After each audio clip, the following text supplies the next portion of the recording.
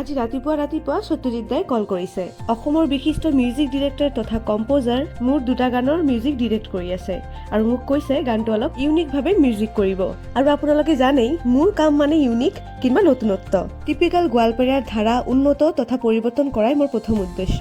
থলুৱা লোকগীতবোৰৰ বিশ্বায়ন কৰাৰ এটা প্ৰকল্প মই হাতত লৈছো। সমগ্ৰ বিশ্ব নহলেও কমসে কম ভাৰতবৰ্ষৰ চুকে কোণে এই গানবোৰ যাতে মই বিলাব পাৰো আৰু নতুন নতুন গায়ক গায়িকা তথা শ্ৰোতা এই গানবোৰৰ প্ৰতি যাতে আকৰ্ষিত হয় তাৰে বিপুল প্ৰচেষ্টা মই কৰি আছো। তো গাইজ ভিডিঅ'টো আৰম্ভ হোৱাৰ আগতে আপোনালোকে মোক জনাওক এই ভিডিঅ'টো আপোনালোকে দুনিয়াৰ কোনটো স্থানৰ পৰা চাই আছে। তেনেহলে নেক্সট ভিডিঅ'ত মই আপোনালোকক ধন্যবাদ জ্ঞাপন কৰিব পাৰিম। মোৰ আগৰ ভিডিঅ'ত কমেন্ট কৰিছে বঙাইগাঁৱৰ পৰা সোণালী বৰ্মন, গোৱালপাৰাৰ পৰা সুস্মিতা অংকুৰ কলিতা, আগমনিৰ পৰা ইটছ ধৃতি, কোকৰাঝাৰ ডিষ্ট্ৰিক্টৰ পৰা ইটছ মি আদিবাসী চুৰি, হালাকুৰাৰ পৰা ইটছ ইয়ৰ ৰাজু, গৌৰীপুৰ শিলাইপাৰাৰ পৰা ক্ৰাছ লাভ, কোচবিহাৰৰ পৰা ৰঞ্জিতা ৰয় আৰু বহুত কমেন্ট আছে পিছৰ ভিডিঅ'ত নিশ্চয় পঢ়িম। আপোনালোকলৈ বহুত ধন্যবাদ ইমান দূৰ দূৰণিৰ পৰা মোৰ ভিডিঅ'ত কমেন্ট কৰাৰ বাবে। তো বলক আৰু দেৰি নকৰাকে ৰেডি হৈ লওঁ, সত্যজিৎ দাৰ ষ্টুডিঅ'ত যাব লাগিব।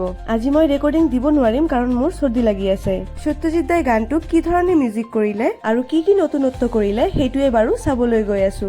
ৰাস্তাত ওলালে কোনোবাই নহয় কোনোবাই মোক লিফ্ট দি দিয়ে। এইখিনি মৰম বাৰু মই চবৰ ওচৰত পাই যাওঁ। জয়ন্ত দা মোক লিফ্ট দিলে, থেংক ইউ।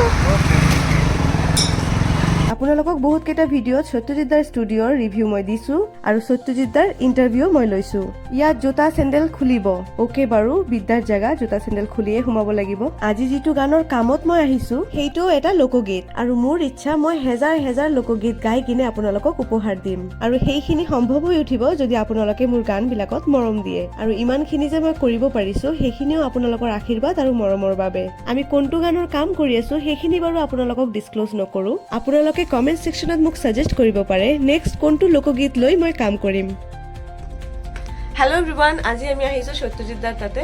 দুটা গান আছিল মোৰ, সেই গানবোৰৰ কামবিলাক চালো আৰু সত্যজিৎ দাই খুব ধুনীয়াকৈ গানটো উপস্থাপন কৰিছে। খুব শীঘ্ৰে মোৰ ইউটিউব চেনেল দেৱজানীশীল অফিচিয়েলত আহিব আৰু বাকী সত্যজিৎ দাৰ ওচৰত কিছু কথা শুনি ল'ম গানটোৰ বিষয়ে।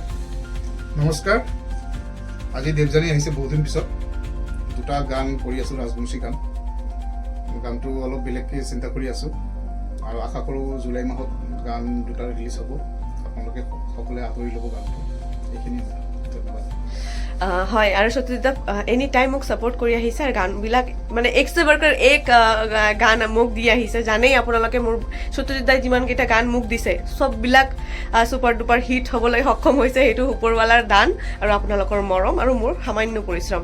তো এইখিনি কাম যাতে আমি আৰু কৰিব পাৰোঁ তাৰ বিষয়ে আপোনালোকে আশীৰ্বাদ কৰিব মোক আৰু সত্যজিৎ দাকো বহুত মৰম দিব কাৰণ আমি একেলগে বহুত কাম আকৌ আনি আছো। এইবাৰ আৰু ধামাকা গান আহিব নেকি? চিয়'ৰ এক্সট্ৰাভাৰ্কাৰ এই গান আহিব, আপোনালোকে প্ৰতিটো গান বহুত মৰম দিব।